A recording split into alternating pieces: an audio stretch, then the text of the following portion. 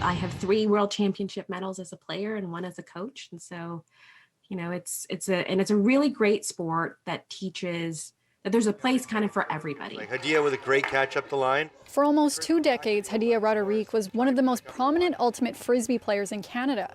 She recently wrote an op-ed piece for Sportsnet about the experiences she lived through in the league, experiences that most of her teammates didn't have.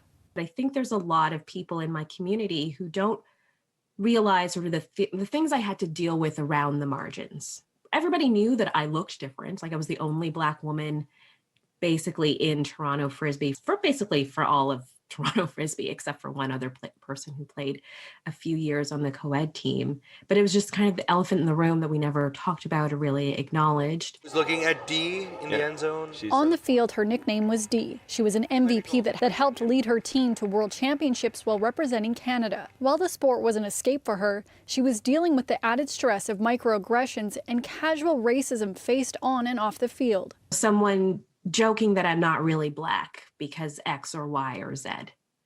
I had a friend from Ultimate where we were at a party and he said, well, you're not really Black. And I looked at him, I'm like, well, this doesn't rub off. I had to sort of navigate the world in a different way than my teammates and notice things in a different way than my teammates. A sport that she gave her all to that would at times provide an outlet from the real world was also weighing heavily on her mental health.